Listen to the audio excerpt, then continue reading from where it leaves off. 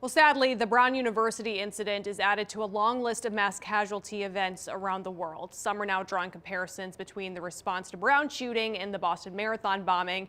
After days of investigating in 2013, the entire city of Boston was shut down. I asked a local law enforcement expert about the differences. The immediate aftermath, you're going to have a massive convergence on the scene. 12 years ago, FBI agents, local and state police, and the Secret Service descended on Boston after two bombs erupted at the marathon, killing 3 and injuring hundreds. Last weekend, those same agencies spread across the east side of Providence and hunt for the person who opened fire at Brown University. Brown shooting, all of the closures seem to be restricted to the Brown area. Was that a misstep?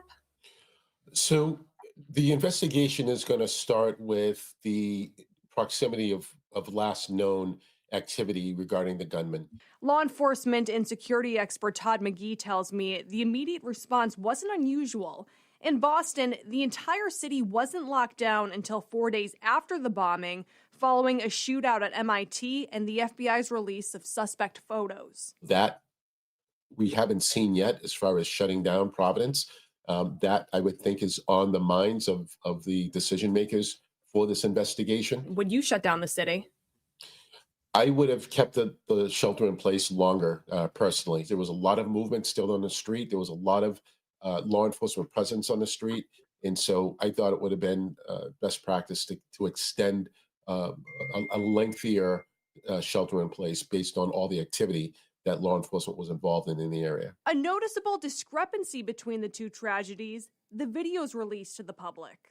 In the Boston Marathon bombing, they had hours of footage to comb through. Obviously, people were shooting the major event itself, so they had all that video. They had surveillance video from all of those storefronts.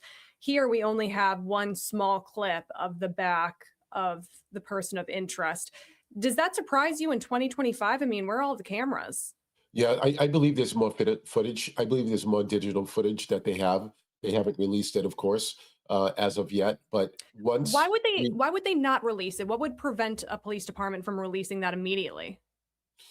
following certain leads, they want to make sure that the leads that they have are being vetted. But releasing more video quickly also has advantages. If they want help from the public, and I believe they do, law enforcement's really going to have to share the digital information that they have available to them and be able to provide a more detailed piece of information to help the general public support them in their investigation.